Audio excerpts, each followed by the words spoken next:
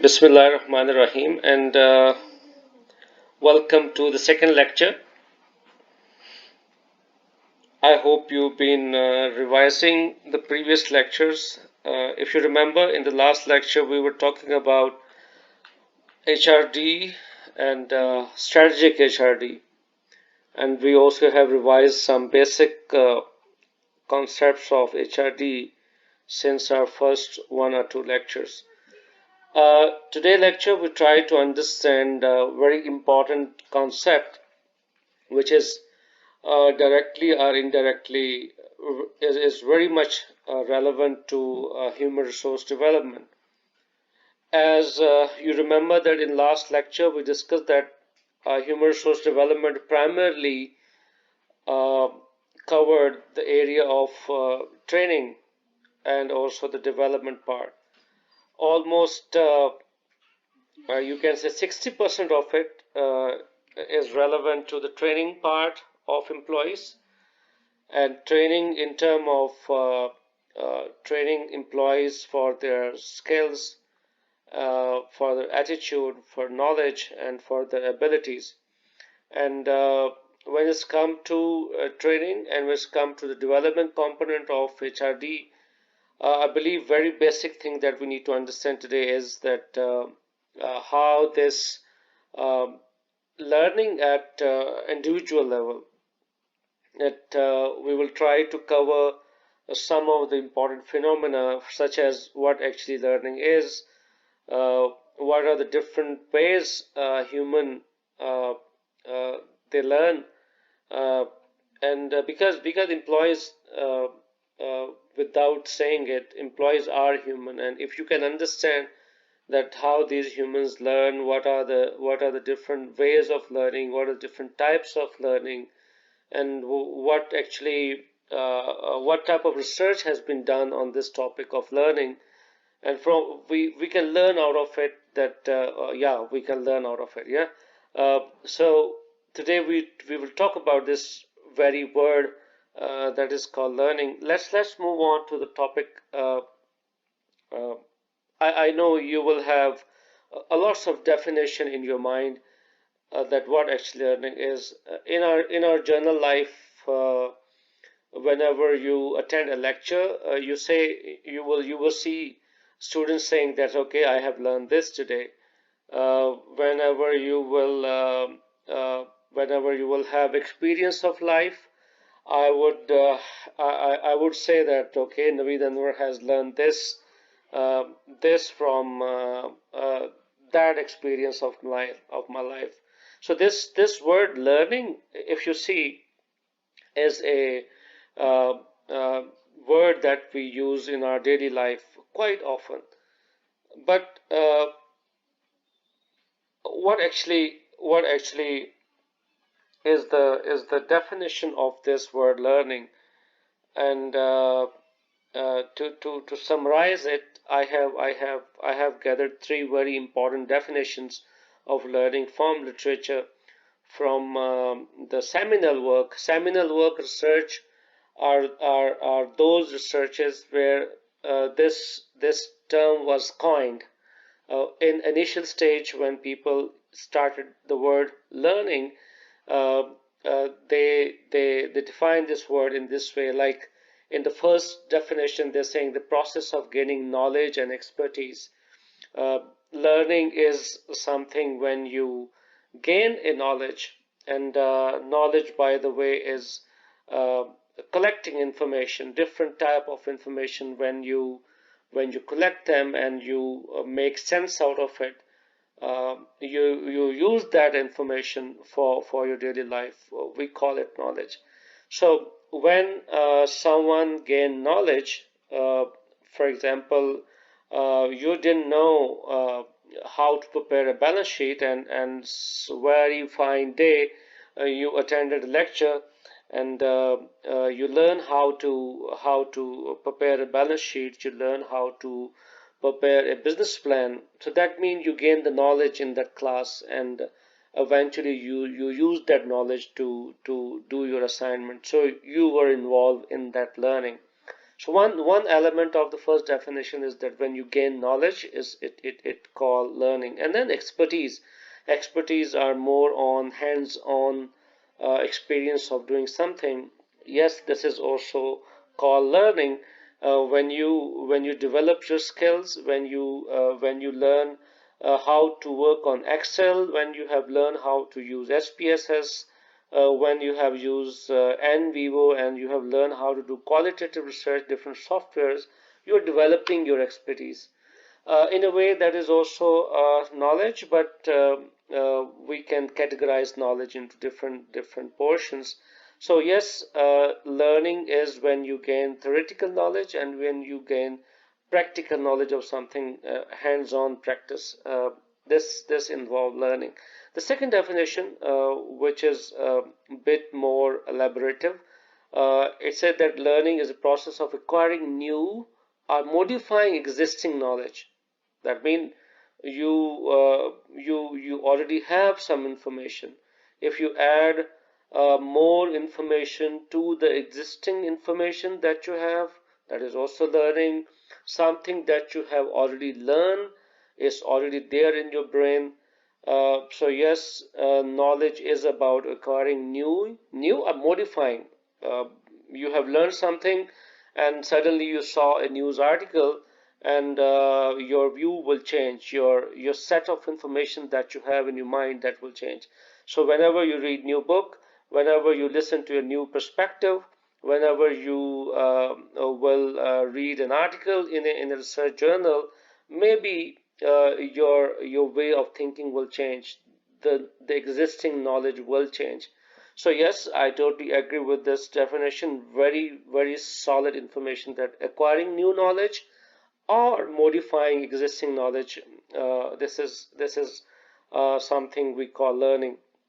Further, as the first definition, the learning involve learning behaviors and skills and values and preferences.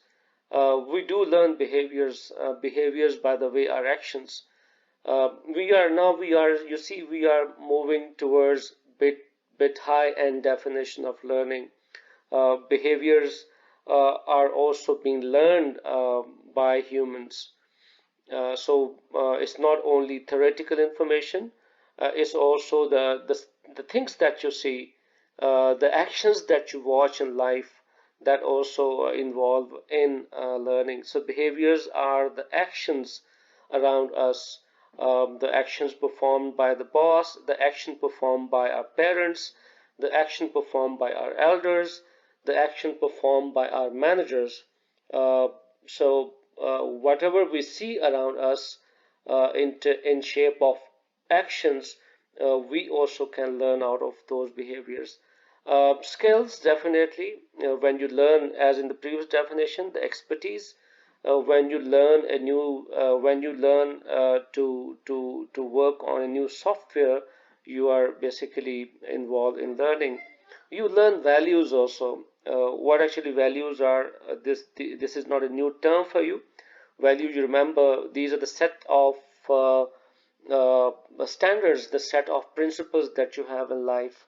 Like you have the value of honesty, you have the value of not to do any corruption, you have the value of saying the right things at the right time, not hiding the true information. We have a lot of values that we live for, and the values that basically decide what is wrong and what is right in our life. So the values, if you can think for a while that how these values will evolve, how someone will have values in him or her, from where these values are coming. So from where these values are coming, how I can say that I have this value? Definitely, you have learned this. Definitely, you have observed this. You have gained this knowledge that okay, that I stand by with this standard in my life. So yes, values are also something that we learn in our life, and these values evolve. There were times we didn't have any value, and when we're kids, when we're small school-going kid, and eventually we have seen that okay, these values are emerging. I'm developing a mindset that okay, these are the things I will do in life, and these are the things I will not do in life. So these do's and don'ts of life, how they have emerged, definitely we have learned out of our experiences, we have learned out of our own understanding, we have learned from our parents, and we have learned also from books. So values are also something very important part of our learning. And preferences, what you will do in life and what you will not do in life, uh, which are your primary targets in life and which are your secondary target in life. uh, do you prefer to work more for the family? You work for your job? What are your preferences? Your preference is to study for marks, or your preference is to study for knowledge.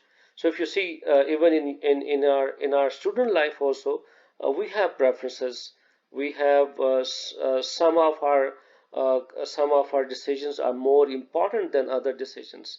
So how these decisions are being taken, how we are making preferences. So this second definition is I believe more comprehensive. It have incorporated so many other components that definition one is not including. So learning in second definition is more elaborative, that when we acquire new knowledge, we modify our existing knowledge. When we learn behavior, when we learn skill, we learn values, and we learn preferences. These all components, the whole process of it is called learning. The third definition, one of my favorite,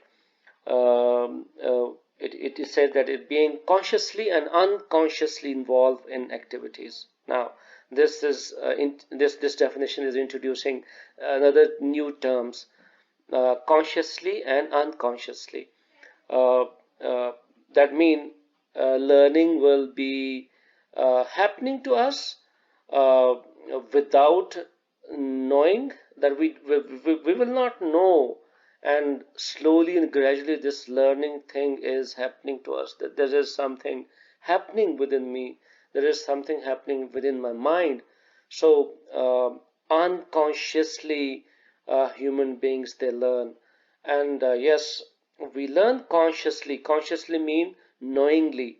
We know that we are going to learn something today in this classroom, like you're sitting here in front of these PPTs, and your objective is to learn about learning. Yeah.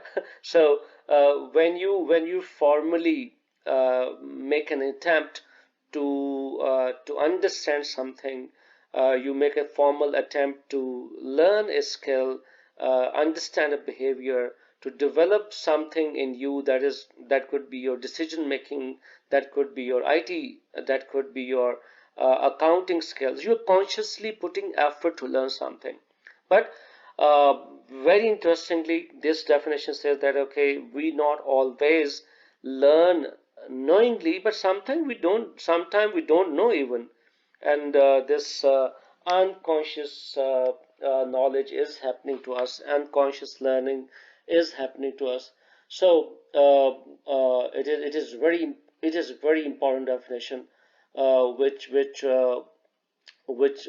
is opening the new door of discussion, that okay, I do understand that okay, people sit in classroom and they learn, people sit in trainings and they learn, people read a book, textbook, and they learn. How about this unconscious learning?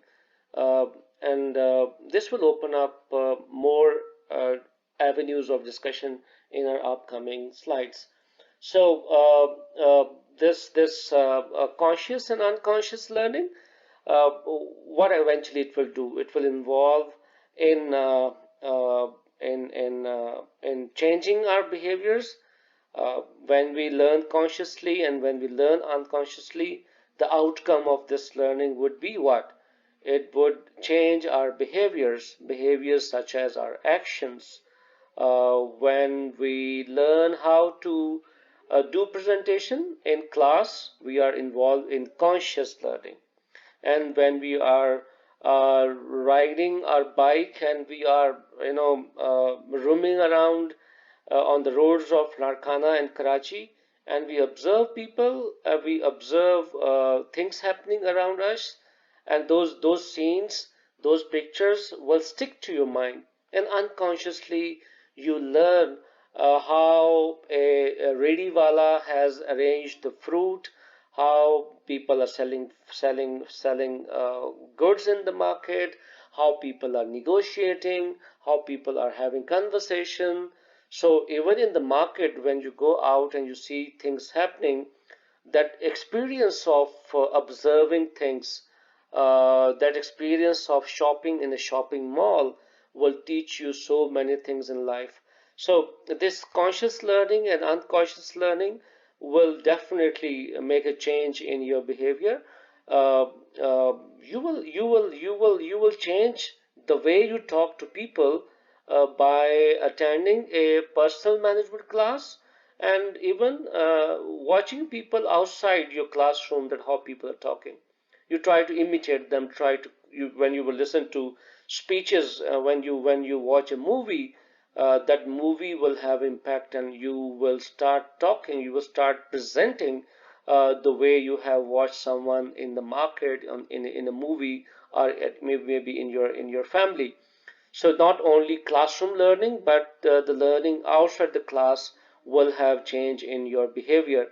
That is, these are your actions. And in cognition mean the way you think, the way you understand things, the way you use your mind, the way you make decision, the way you pass statement in your mind, the mental model of you. So the mental model of you, that is the part of your attitude part, and then the behavior part, they are directly linked with your conscious and your unconscious learning. This is a very important and very interesting definition that I really like the most. Um this definition, the credit will go to the Hostra et al. That is in 2007. So you may read their work that is being done on learning and how humans learn. That's one of the beautiful article in 2007. Now, having said that, uh, what actually is the combination of it? How humans learn, and it's a very interesting a model developed by if I can remember, is Lombardo in 1996, I believe. Lombardo 1996, they gave this model that humans, they learn 70% out of their experiences, the hands-on experience, the things that you have done uh, with your own hand, 70% of it, and 20% you learn, and you develop yourself through others, by watching others, and then 10% you learn from structured courses and programs. So this 70-20-10 model is a very interesting insight for students like you, those who will be jumping into human resource as in your career. You will be involved in conducting training, you will be involved in evaluating training. Some of you will end up as in faculty, and not importantly, if you are a HRD specialist, you can use it. Even a teacher can use it. So from this slide, we all can get this very solid information that how which type of learning is through which type of medium. Experience is able to teach humans 70%, and 20% people learn by watching others, and 10% people, they learn out of those books, structured classroom, face-to-face lecture, and if you look at this percentage, 10% only in classroom. That's what we always we always uh, uh, uh, preach to our employees, even in Zabas, even other organizations that do that. That our teachers, our managers, our management, even myself as an HOD, as a teacher, I need to be a role model, because my students will be observing me. They behave the way my employees will behave, the way a manager will behave, my faculty will behave, the way an HOD and PM is behaving. So people learn out of role models, and 70% they learn from experience. That's why involving case studies, they're very important. Sending people on internship is very important. Giving people projects where they can go and apply this classroom learning on a practical project. It's very important. So you see, even as a teacher, I can gain a lots of information out of the slide. But when you will be an HRD specialist, this become very important, that how your employees can learn. They can learn through experience. They can learn from others, and they can learn from lecturers. Unfortunately, majority of the managers, they believe in giving lecture, giving putting people in a classroom and give them 3 hour long lecture. So that only will help you to 10% of it. What you are teaching them in classroom, what you're teaching them in your long lectures, will have only 10% change on their learning. 20% will be that how other managers, they perform the duty by showing what they are preaching in their lessons. So they will watch, your employees will watch you, what you are saying, and they will learn out of you, and they will learn out of 70% from experience. So we can always teach our employees by uh, putting them into the department directly, and using the strategies like mentor, strategies like coaching, involving them into departmental job, and from the job itself they can learn. So this is a very interesting model. Uh, uh, Battery is running low, but don't mind. Now, uh, before going to the next slide, uh, let's talk about this learning thing, that and how uh, uh, research is saying, what actually research is saying, that what actually is learning is, and it's been uh, uh, empirically been observed by the researcher, that learning is a very abstract concept. It is very difficult to measure directly. How would you measure that? Okay, this person has attending a course. This person has attending a training. How much he or she has learned? It's very difficult.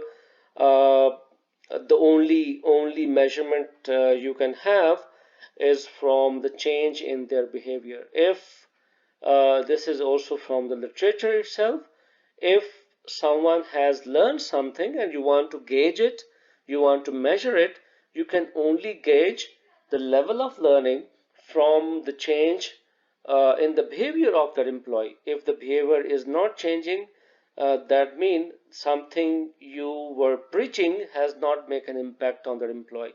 So learning can only be gauged from what? Learning can only be gauged from the change in the behavior of employee, behavior of a human being, behavior of a child, behavior of a student.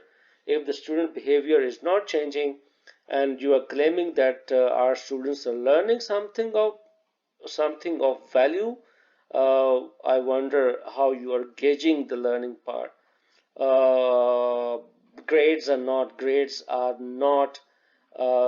way you measure learning.